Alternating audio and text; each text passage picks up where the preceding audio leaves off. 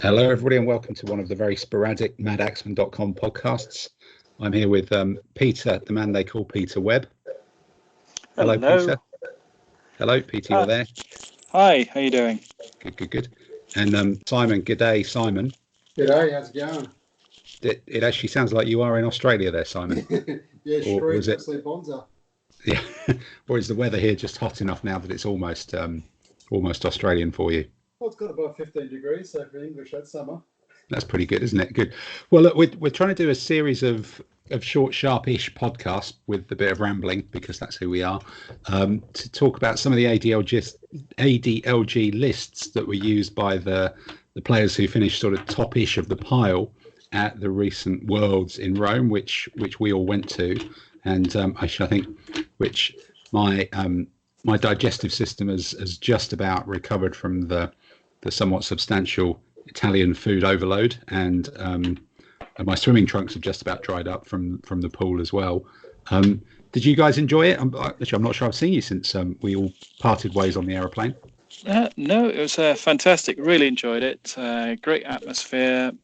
Good bunch of people playing, and as you said, the food was fantastic. It didn't feel like a proper war games competition because there were no grey pies, and no curry recovery in the morning.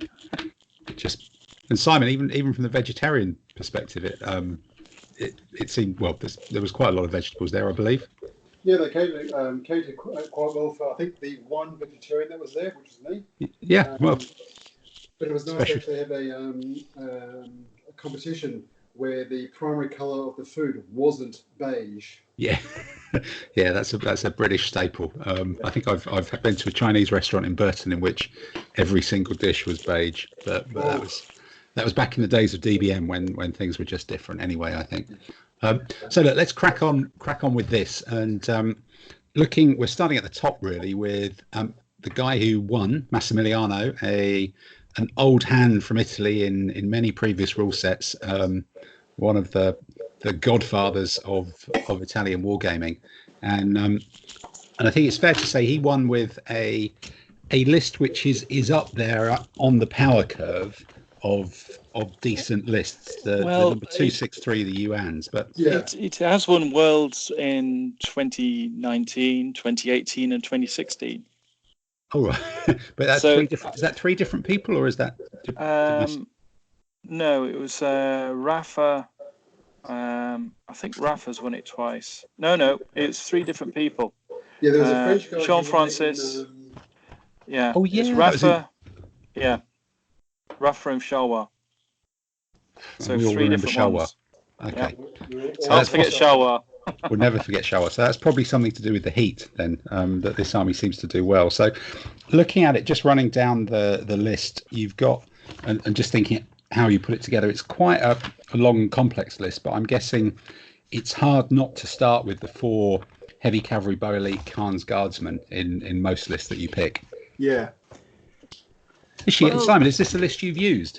Yeah, I've used. I used this at the Worlds last year, and I got mid-table mediocrity with it. And yeah, the heavy cavalry are quite impressive.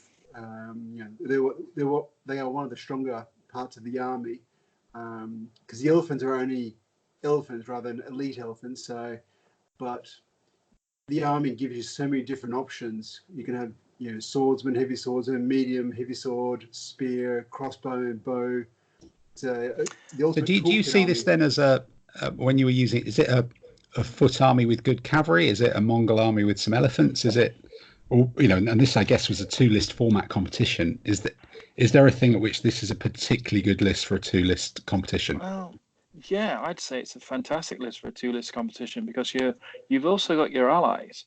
So you can either go heavy on the cavalry with the doing a sort of Ghaznavid type with the elephant starburst and the cavalry either side, or you can mix it up with the infantry, or you can forget it all and just go over the top with the elephants due to the ally contingent. Oh, right, that's the Javanese. So yeah. So you can double down in elephants and really go stomping. So it's kind of a clever man's Ghaznavid with an option to be a real infantry elephant super Death Star run you over machine.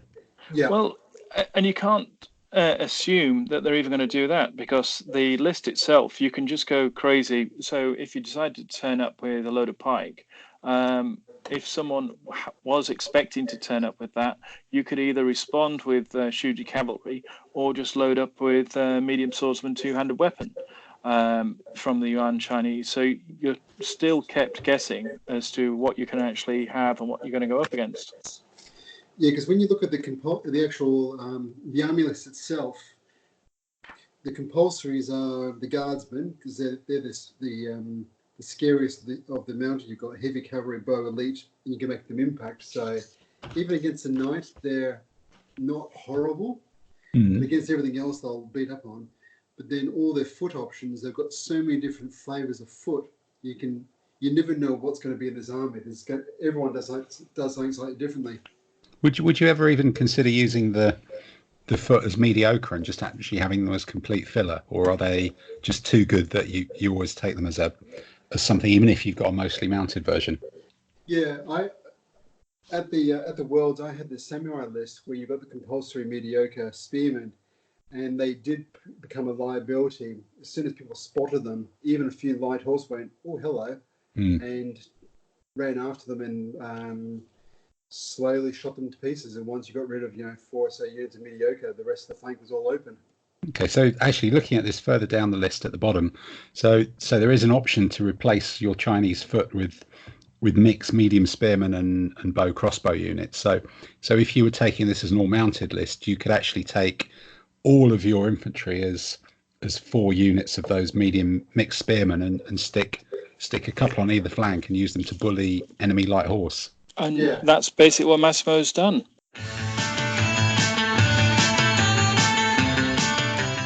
Actually, yeah. Let's look at his actual list. So after we've done some ADLG theory from a position of making this stiff up. So looking at his first list, then. So we've got 3.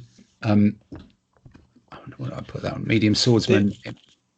I think the thing that jumps out straight away on all of these Yuan Chinese is that everybody's gone for some good commanders. Okay.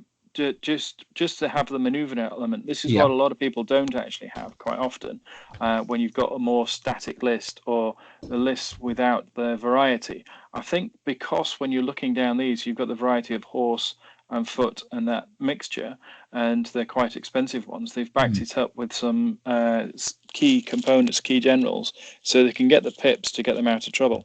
So he's gone the full +4 on both of these lists then.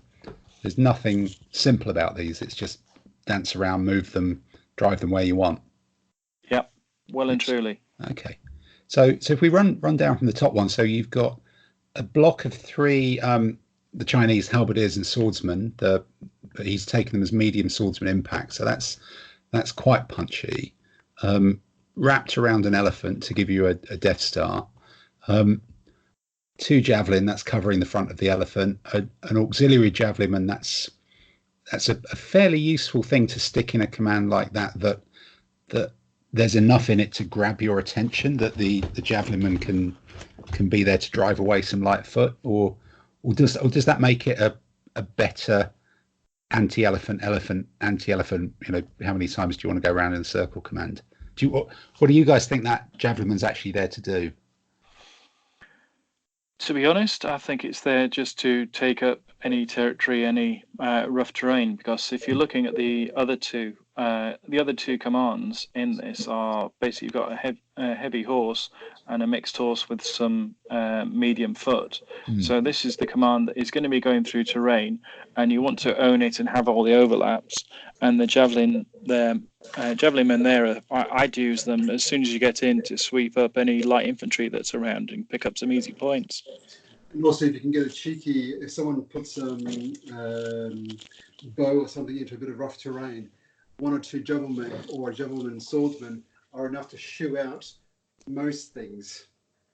Actually, yeah. Looking at that first command again, so you could put 2 of the halberdiers either side of the elephant as usual, but then a little formation with a halberdier impact, swordsman impact, a javelinman, and the mixed spear and crossbow is quite a nasty thing to drive through terrain as well, isn't it? In its own right, that can function.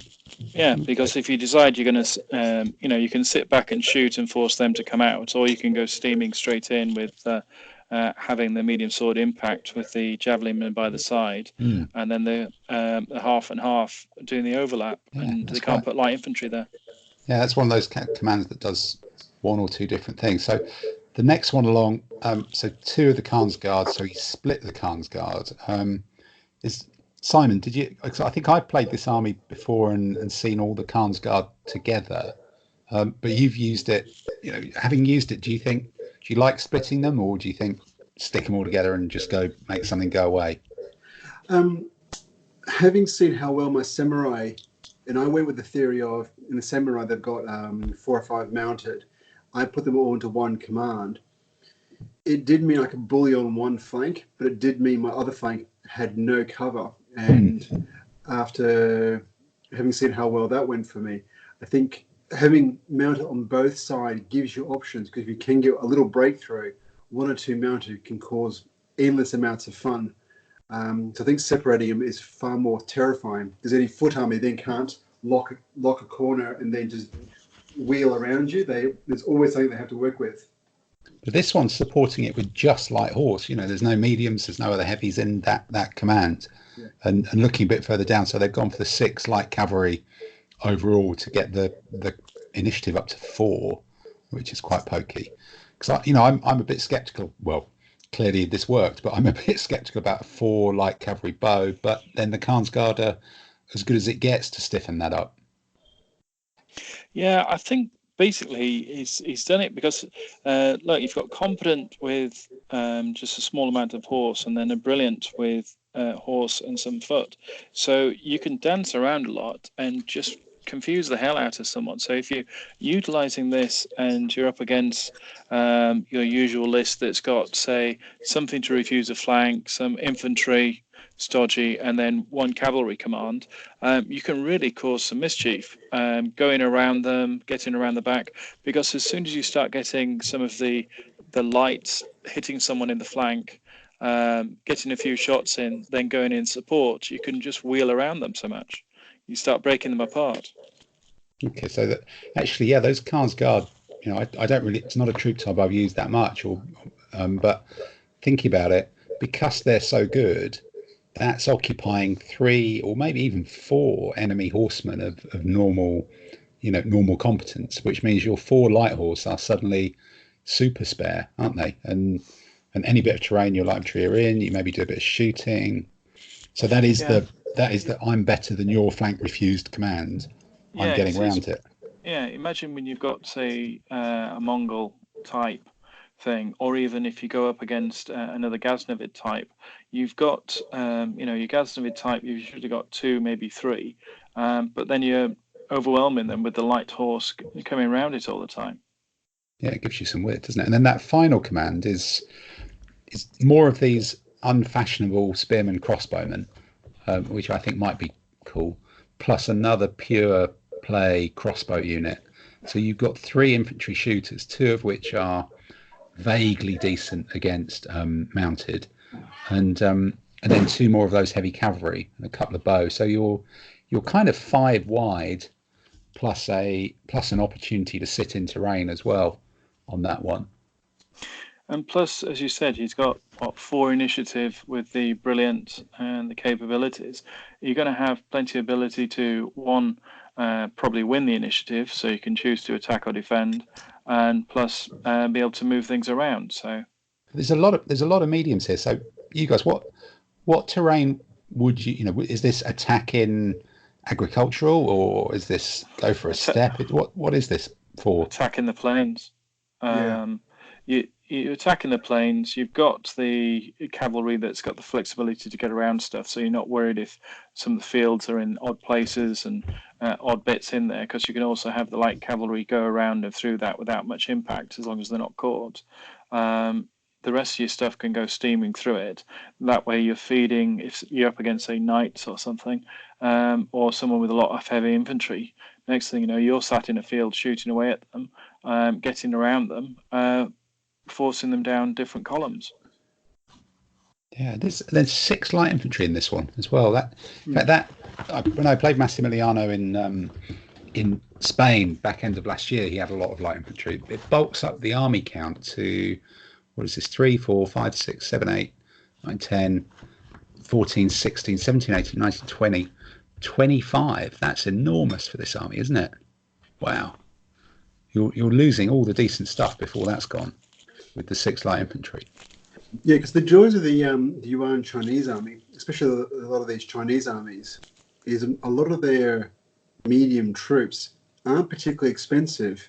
You know, you're paying 8 points for a decent medium. What is it? 8 points for a medium swordsman 2-handed weapon.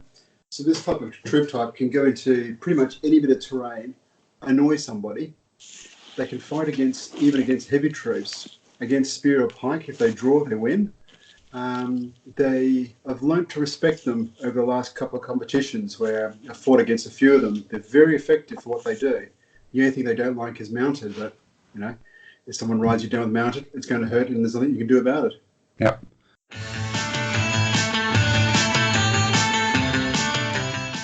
And this next list is much more textbook, isn't it?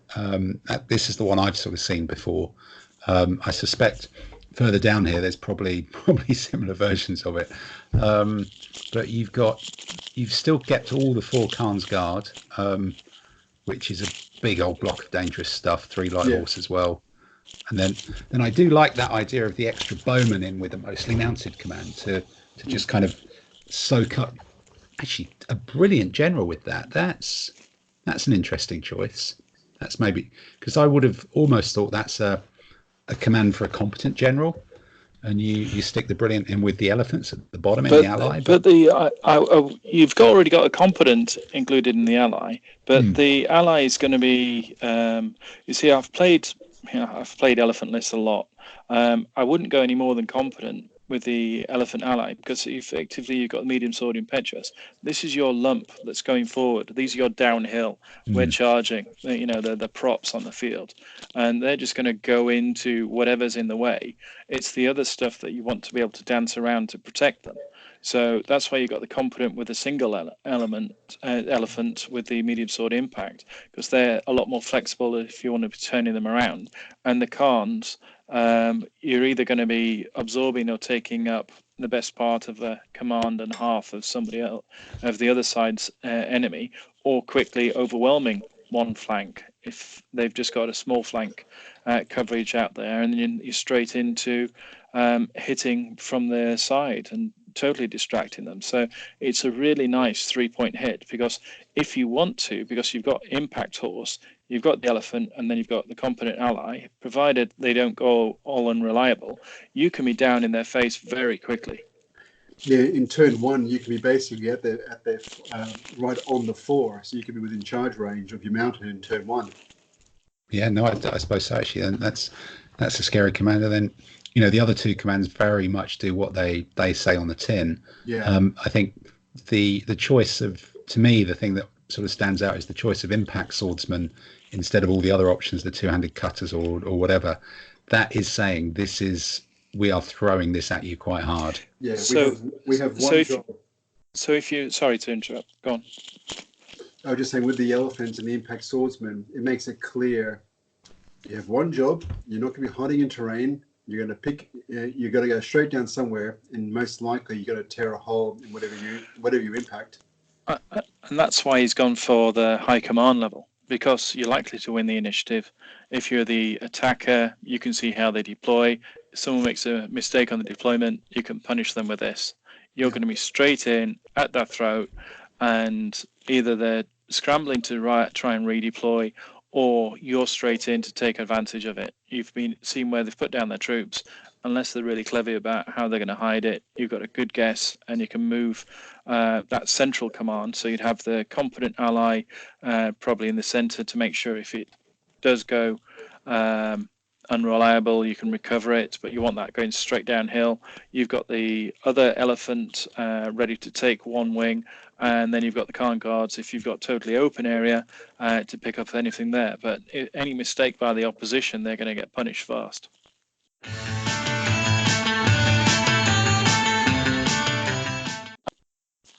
So looking at these two lists, then just before we kind of wrap up and move on, two more questions. This is first one, very interesting. You mentioned the unreliable. Both of these lists have got two unreliable generals in them. Mm. The first one's got a brilliant unreliable general, which is putting a lot of eggs in a very breakable basket. Now, you've got a 1 in 6 chance of doing it. I've started taking unreliable generals a lot more. It's I think it's Richard Case's trick that we've all started to pick up at the club. It seems that there's almost a law of unreliable generals, which I'm now going to break by articulating that if they go unreliable, they come reliable again the moment you attempt to allocate them some extra pips, and then you roll a 6 and you've wasted those extra pips. But for an army that needs to go forward, and to save 3.6 points. When you've got quite a few light infantry and bits and pieces in here, would you feel comfortable gambling on 2 unreliables or even 1 with something like this? Well, the point is, if you've got the light infantry, which he has, you can have it. If you've won the initiative, you've got the light infantry out as a screen. So as soon as they come within 4, so for them to actually do anything to you, they're going to have to come towards you. Unless you suddenly go against a shooty army, or they're going to try and focus on just one area, you can you've got the ability to force them to come to you. You've got a big enough screen with the light. Actually, yeah, light horse as well. You've got 6 light horse and 6 light infantry in the first one as a forward screen, and in the second one you've got 3, 4, 5, 6, 7 or 8 as a screen that you can chuck forwards as well. So that does sort of work. So, Simon, have you had any kind of views on unreliability? Are you coming around to it as a good value saving? Yeah, because getting an extra 12 points in an army really, that's an extra medium swordsman plus 1 skirmisher. So it's an extra 2 in your break points. So it gets your army sometimes up to 26, 27 for break points, which is quite effective. Yeah. So long you can make sure when you deploy the unreliable command, you've got to make sure that they're a target enough that they can't be avoided. Well, I suppose the solution that Massimiliano has found here is to have 2. So you just can't avoid 2. And the other one will just run away because it's the most it's one of the fastest moving ones, certainly in that second command. So you just run away with the Khan's Guard and say, come on, you've got to take on the elephants, and we're off and running again. Yeah. But if you have, can they both go unreliable? If they both went unreliable, you'd still have to roll for each to try and get them back up again, wouldn't you? Yeah. Yep. But then you've got 2 chances per turn, I guess. So I know you're more likely to get one of them to come back.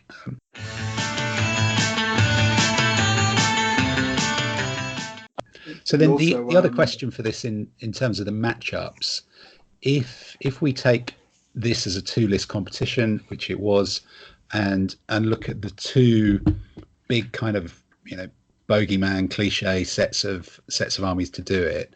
First of all, which of these 2 lists, Peter, would you choose to take against a knighty army if you thought someone's got a load of knights? One of these late medieval things with knights that's knight rich.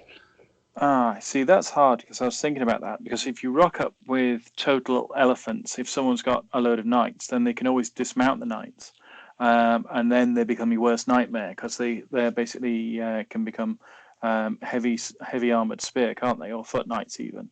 They become heavy armored swordsmen, most of them. Swordsmen, or well, it depends on the type of knight. Yeah. So and they're also only medium 3 knights. hits. So they're 3 hits to a base. If they dismount, the elephants, and the elephants hit them, the swordsman impetuous wouldn't count their armor in the first turn. Would you have a go at a 5 wide with the elephants and the swordsman? It's still 2-1 up against 2 all against spearmen, or 2-1 up against swordsmen. Well, if you've got heavy knights and someone turns up with that many elephants, you can dismount and become foot knights. Now that slows you down a lot, which is why they've got all their medium foot to get around. If you've got the medium knights, you become heavy swordsman or heavy spear with armored ability. So the medium knights, you know, the problem with those, you're really going to be up against it. But most of the list that have the medium knights have normally a sort of Almogavar type mix. So you'd be betting on, you know, okay, it's Yuan Chinese, they're going to have elephants. They'll turn up with the medium sword, you know, the Almogavar type. And so I'd probably be ending up with list number 1. Because you've got the so you single go elephant. double bluff then against knights. You go almost double bluff mobility, and assume that they would take their anti-elephant list because it's such a mainstay of this one. Yeah. And Simon, have you thoughts on that? What's your anti-knight list out of these two? I'd go for one of the options where you have one elephant. So probably list 1 where you got the one elephant and all that, because not everyone will dismount. So the ability, if you can get it lined up properly, a decent charge will blow through a line of dismounted knights in one turn. So yeah, I think I'd probably go for that as well, but on a slightly different rationale, in that knight armies can be sort of small, but that means where they put their knights, they could actually end up taking part of your army out of the game through deployment or whatever. So I'd actually want the faster moving first army to be able to concentrate and get around the flanks, and rather than, you're kind of gambling a bit with the second one that you're going to deploy right, but you could work it with the first one and do better there.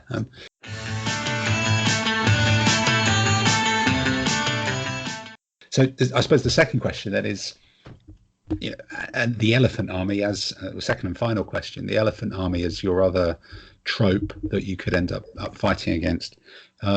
Any of these, which of these do you out elephant them, or which is a bit of a lottery, or because I'm struggling to see that first one being an anti-elephant army myself. So I'm probably coming down to my elephant army is better than your elephant army. Yeah, it depends. I mean, with the second one, it's depending on the sort of force you're up against. If you're up against someone who's got a lot of infantry, provided they're not going to be heavy infantry, you've really got some impact going along, because the elephants go in, you've got ferocious charge. It just, they're only 1 to start off with. It's not as good against compared to, say, horse or knights. But you're still going in, you've still got the impact, and you've still got the breakthrough with the impetuous swordsman. It's a great big bowling ball coming at them. Okay, so you're with the my elephants are better than your elephants. Or actually, you're there. My filler is better than your filler between the elephants. Yeah. I mean, that's the thing that you're going to be going in with. It's just, you can see it punching through. It's depending on which force you're going to be fighting against. If it's going to be someone who's going to be heavy infantry based, the first one, you've got a lot of flexibility in shooting stuff, but you're going to be shooting and falling back. Yeah. Now you've got the ability to do that, but yeah, you're not going to win.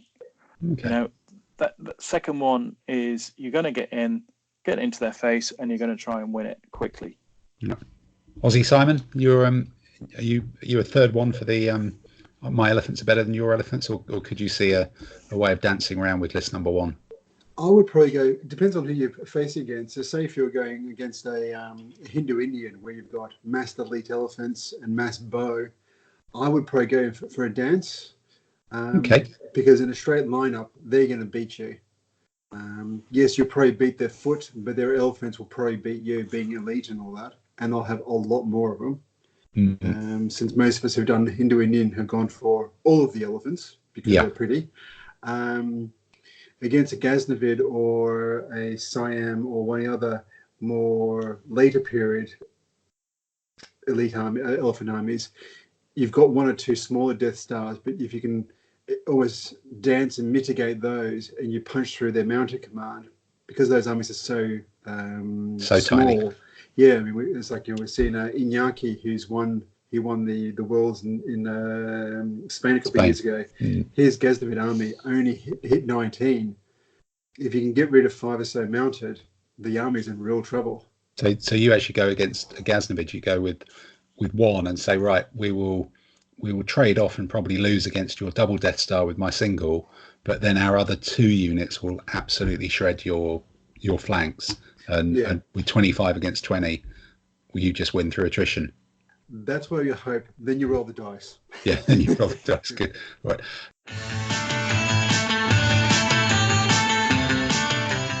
Just actually one thing while we're here, and I'm hoping that it's still further down this page. Very quick eyeball on some of the. I just think I've got Rafa's World's winning list from Charleroi. So a little bit of French Spanish. So how different is this? So this one here. So you've got elephant, javelin, the mixture. So that is almost exactly the same list, isn't it? He's gone heavy weapon instead of the first one compared to Massimiliano's. So then 2 halberds. No, actually, no. He's put the Khan's Guard in with the Death Star to start with. Well, if you look at also Jean-Francis, so the 2, isn't it? Yeah, Jean-Francis Gillies as well. He's actually gone for an ally, 2 different allies. He's gone for 1 Javanese and 1 Korean. Okay. Because the Tim, you brought the Koreans to. I did. Yeah, that's true. Yep. So this thing with the Korean heavy cavalry, heavy foot. So the heavy mixed spear is pretty solid, isn't it? True. Decent Death Star. So there's a lot of ways you can do this. Actually, there's a lot of ways, and that was last year's one. I see. Yeah. So 4 Khan Guard, elephant 3 sword. That's very similar to the first one, but you bulk the Khan Guard together. So that's very similar to the second one, but this is that's still a more chunky one. So Massimiliano's gone a lot more dancey with his different option, whereas Jean-Francois used 2 fairly solid ones, but that was probably a slightly different way of approaching anti-cavalry. Okay. Yeah, we've seen Massimiliano's style with like the army list he took to Pamplona, where it was like a 29 element dance around army list. With some with effectively the strike troops were expendable in that list. So you've got to ask, how would you beat the Yuan Chinese then? Well, someone's got to do it, haven't they? Because if it's 1 3 out of 4, that's quite pokey. But I wonder, obviously the list I chose would have beaten it, but I was just unlucky not to fight him through being mid-table until I clawed my way up at the end. And neither of you guys fought this one either. No. I've had my army beaten by it. So last year at the Worlds it was Birmingham last year. So I brought the Yuan Chinese, not as well designed as these guys. And I think a lot of it comes down to really who you run up against. So in my last game, I ran up against a early samurai army who absolutely eviscerated me because the majority of his troop type was these samurai with bow and sword, and mostly elite. So as I came storming down, he had about 6 or 8 of them in a big line, proceeded to blow my front line completely to pieces. And then his mounter got into me, and the sheer volume of fire, if it works, will tear this army to pieces. So if you can dance around and mitigate it, but at some point you've got to line up. And it comes down to really who rolls the best dice in those first couple of turns. Yeah, I don't know if I look at that first list, whilst that Death Star command is pretty pokey, I look at the other 2 lists and say, well, they're built around 2 cavalry, really. Yeah. So one of the things that I've been drifting towards with some of my Arab armies is having big slabs of 5, 6 proper cavalry. So, and then supported by 1 or 2, light horse. So if you're matching, no matter how good 2 cavalry are, if you're matching them up against 5 or 6, suddenly you can afford to suck them into a trade-off and just overwhelm them, because there's only so long the light cavalry bow can stick around, and to an extent even that third command as well. But you can afford to do that though, because that would be your key strike force in that Arab army. That 6 heavy cavalry bow impact. Well, I'm actually using cheaper mediums and heavy impact and stuff like that. But I'm just looking at a block of 5, 6, even ordinary cavalry. But that's with one particular type of army. I would be quite happy taking that on with 2 Khan guards and 2 lights, because I'd just basically focus on one end of the line, go straight in and hit. I've got impact, I've got armor. If you're medium cavalry bow, you're going to get stomped fast. If I've got the light cavalry positioned correctly, I'm going to be around on your flank, breaking you around.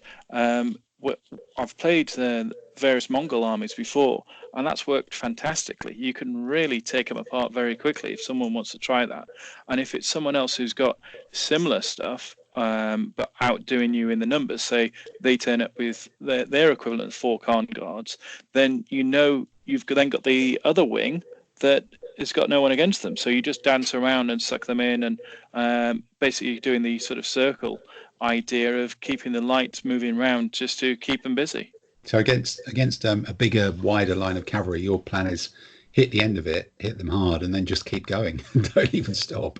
Just go straight through and straight over, and let someone else deal with it later. Yeah. Basically, they're just going to be in reaction mode very quickly, because you've got the other 2 commands that are going to be going in and doing something. You've got one command there with the crossbow, medium spear crossbow, and another crossbow, so you can have them sit back and take pot shots if it's a larger command just sat in a field shooting away. So we think Massimiliano did. I think he must have. Did he lose a game, or did he get a draw? I think he drew against Dan. Okay, so he wasn't able to beat the big Ottoman army, but then did well against the rest. So actually, then I suppose the lesson is this is it's a very successful list. Good players use it well. There's got to be a way of dealing with it, but it is challenging. You need some way to blunt the impact of the heavy cavalry, maybe it's a knights and cavalry combination, so that you can try and match up knights on the Khan's guard and push cavalry through the light horse, perhaps. Yeah, I think it's a really good army when you've got 2 lists. For a single list, which was, say, if it was just all late medieval, you'd be more restricted. Yeah. Because, say, if someone turned up, say, if you were just playing medieval period and you include anyone late medieval, a whole bunch of Swiss pike turn up, it's really going to ruin your day. Yeah. So actually, then, maybe the way to beat this is you have an anti-elephant army and an anti-other army in your 2 list selection, and if you come up against this particular list, you choose the list option that appears to be the least well equipped to deal with what you think this one's going to be, because if this one guesses right, it can probably outguess you. So the secret is in outguessing it, rather than in picking something to match what it will be, because its good stuff is pretty bloody good. I think some of the lists that have, I'm just trying to think of the list, there's some that's got sort of like heavy spear bow. A whole line of those up against these, you're going to be really pushing against it, because they'd be finding it hard to, they'd probably end up with a draw, but they'd really find hard to win. Yep. Okay. Yeah, so like some of the early Chinese armies have those spear bow combinations that are quite cost effective.